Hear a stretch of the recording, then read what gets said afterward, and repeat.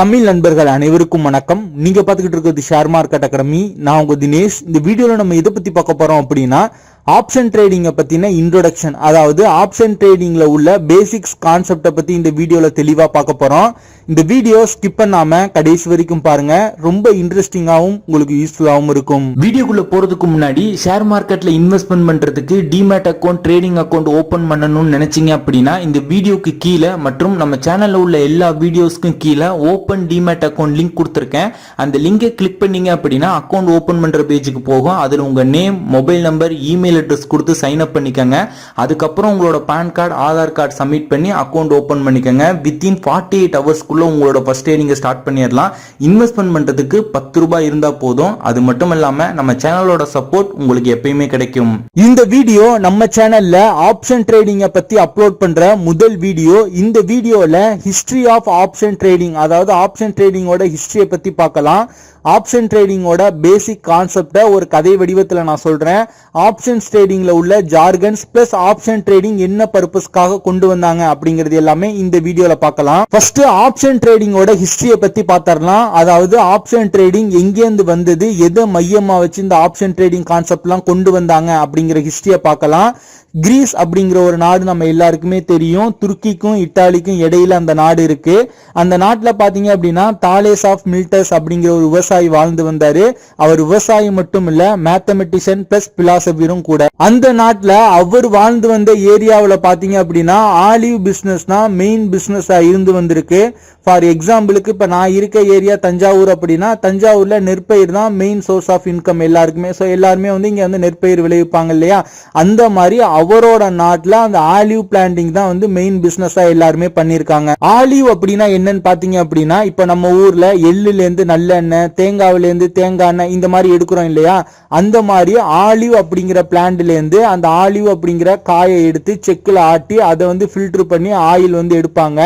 இந்த ஆயில olive oil அப்படின்னு சொல்லிட்டு செல் பண்ணுவாங்க. சோ இந்த ஆலிவ் ஆயில் நம்ம கேள்விப்பட்டிருப்போம். ஒன்ஸ் ஆஃப் டைம் பாத்தீங்க அப்படின்னா அந்த ஊர்ல உள்ள எல்லாரோட ஆலிவ் பிளான்டும் நல்லா செழிப்பா வளர்ந்துருக்கு, நிறைய பூ விட்டுருக்கு. இதை பார்த்த தாலேஸ் ஆஃப் மில்டஸ் அப்படிங்கிறவர் என்ன திங்க் பண்றாரு அப்படின்னா நம்ம இப்பவே நம்ம அந்த செக் வாங்கிடலாம்னு சொல்லிட்டு ஒரு மிஷினரி ஷாப்புக்கு போறாரு. அந்த மிஷினரி ஷாப்ல போயிட்டு ஒரு செக்கோட விலை என்னன்னு கேட்கிறாரு. ஃபார் எக்ஸாம்பிளுக்கு அவர் ஒரு 1000 ரூபாய் சொல்லியிருக்காருன்னு வச்சுக்கோங்களேன். எனக்கு ஒரு 100 செக் வேணும், ஒரு செக்குக்கு 10 ரூபாய் வந்து அட்வான்ஸா நீங்க வச்சுக்கோங்க அப்படின்னு சொல்லிட்டு ஒரு 1000 ரூபாய் கொடுத்துட்டாரு. எனக்கு இந்த செக் ஒரு 6 மாசம் கழிச்சு எனக்கு கொடுத்துருங்க அப்படின்னு சொல்லிட்டு போயிடுறாரு.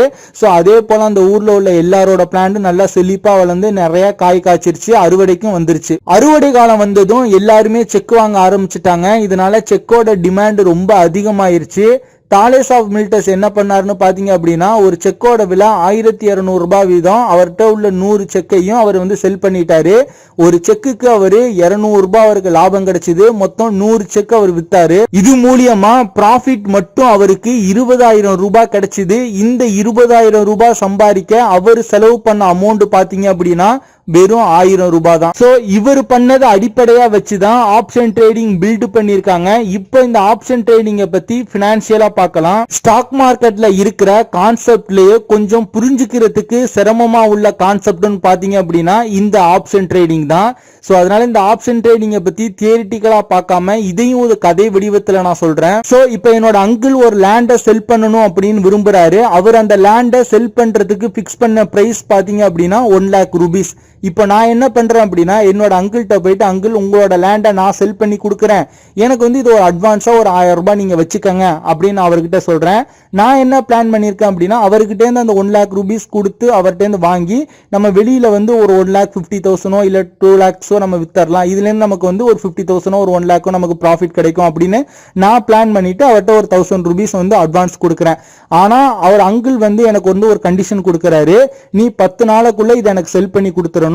ஒவ்வொரு நாளும் நீ டிலே பண்ண நீ கொடுத்த அந்த அமௌண்ட் நான் கொடுத்தேன்ல அது வந்து பிரீமியம் அமௌண்ட் சொல்லுவாங்க, உன்னோட பிரீமியம் அமௌண்ட்ல இருந்து நான் 100 ரூபாய் நான் மைனஸ் பண்ணிடுவேன் அப்படின்னு சொல்றாரு. இந்த கான்செப்ட்ல இருந்து மொத்தம் 3 சினாரியோ நமக்கு கிடைக்கும். ஃபர்ஸ்ட் சினாரியோ பாத்தீங்க அப்படின்னா அங்கிள் கொடுத்த 10 நாளுக்குள்ள அந்த லேண்டை நான் செல் பண்ணிடுவேன். ஃபார் எக்ஸாம்பிளுக்கு 2 lakh rupeesக்கு நான் அதை செல் பண்றேன் அப்படின்னா எனக்கு அதுல இருந்து ஒரு 1 lakh rupees எனக்கு வந்து ப்ராஃபிட்டா கிடைக்கும்.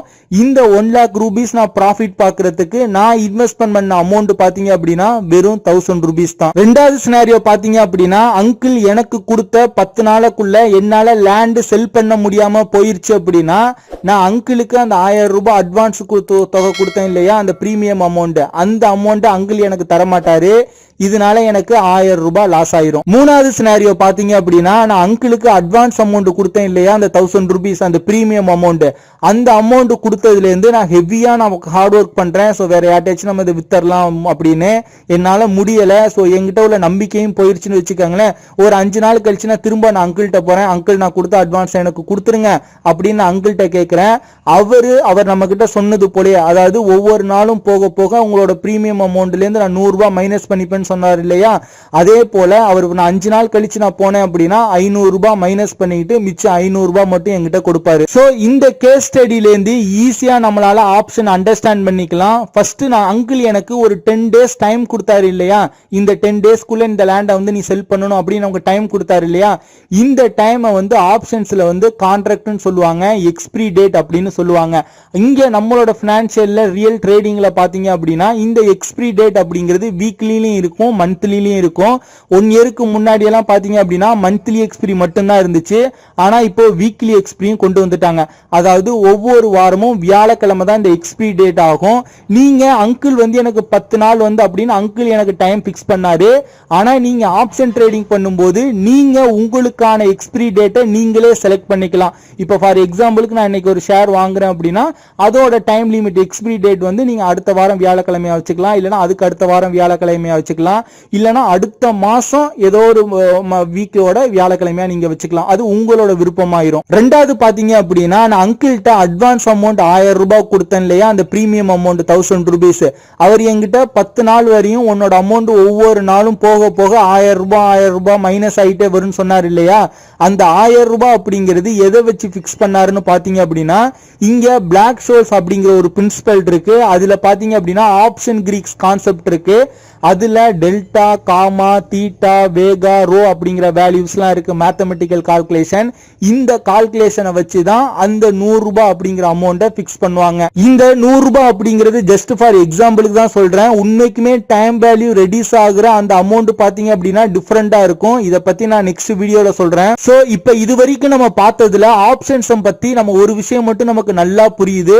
ஆப்ஷன்ஸ்ல லாஸ் பிக்ஸ்டா இருக்கும், ஆனா ப்ராஃபிட் பாத்தீங்க அப்படின்னா அன்லிமிட்டட் இருக்கும் அப்படின்னு. இத வேற மாதிரி சொல்லணும் அப்படின்னா ரிஸ்க் ரொம்ப ரொம்ப கம்மி, ஆனா ப்ராஃபிட் பாத்தீங்க அப்படின்னா அன்லிமிட்டட். ஓகே, இந்த ஆப்ஷன் ட்ரேடிங்க நம்ம எதுல பண்றதுன்னு கேட்டீங்க அப்படின்னா ஸ்டாக்லயும் பண்ணலாம், இண்டெக்ஸ்லயும் பண்ணலாம். ஃபர்ஸ்ட் ஸ்டாக்ல பார்க்கலாம். ஸ்டாக்கை பொறுத்தவரையும் நிப்டி 50, நிப்டி 100 ஸ்டாக்ஸ்லாம் இருக்குல்ல, அதுல ஆப்ஷன் ட்ரேடிங் பண்ணலாம்.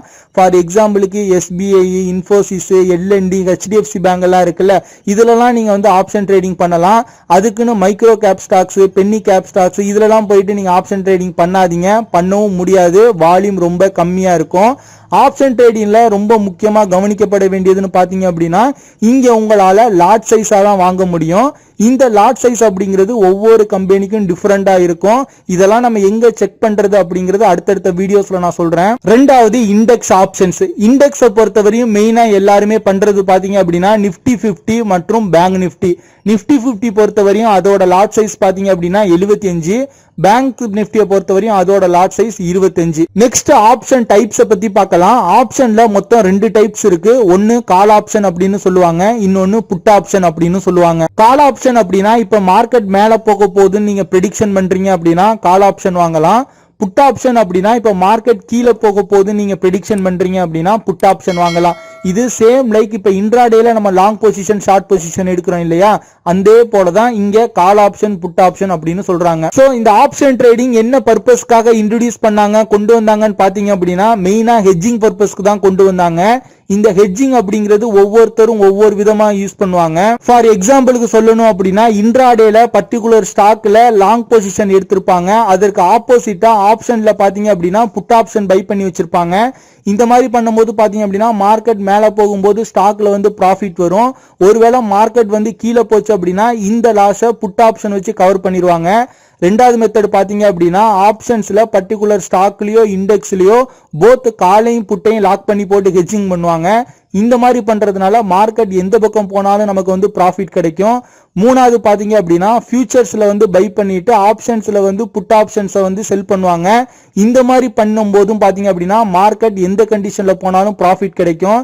இந்த மாதிரி ஒவ்வொருத்தரும் அவங்க திங்க் பண்றதுக்கு ஏத்த மாதிரி இந்த ஹெட்ஜிங்கை யூஸ் பண்ணுவாங்க. சோ இந்த மெத்தட்ஸ் எல்லாம் பத்தி ஃபியூச்சர்ல 1 by 1 வீடியோவா நம்ம பார்க்கலாம். சோ அவ்வளவுதான் இந்த வீடியோ. இந்த வீடியோல இருந்து ஆப்ஷன் ட்ரேடிங்கை பத்தி ஜஸ்ட் உங்களுக்கு ஒரு ஐடியா கிடைச்சிருக்கும். உண்மைக்குமே இந்த வீடியோ உங்களுக்கு ரொம்ப பயனுள்ளதா இருந்தது அப்படின்னு நீங்க ஃபீல் பண்ணீங்க அப்படின்னா இந்த வீடியோவை லைக் பண்ணிட்டு உங்க ஃப்ரெண்ட்ஸுக்கும் ஷேர் பண்ணிருங்க. இந்த வீடியோ பார்த்துக்கிட்டு இருக்க நீங்க ஷேர் மார்க்கெட் அகாடமில நீங்களும் ஒரு ஃபேமிலி மெம்பரா ஜாயின் பண்ணணும், என்னோட கைடன்ஸ் சப்போர்ட் உங்களுக்கு வேணும் அப்படின்னு நீங்க நினைச்சீங்க அப்படின்னா இந்த வீடியோக்கு கீழே உள்ள டிஸ்கிரிப்ஷன்ல ஓபன் டிமேட் அக்கௌண்ட் லிங்க் கொடுத்திருக்கேன். அந்த லிங்கை கிளிக் பண்ணி டிமேட் அக்கௌண்ட் ஓபன் பண்ணிக்கோங்க.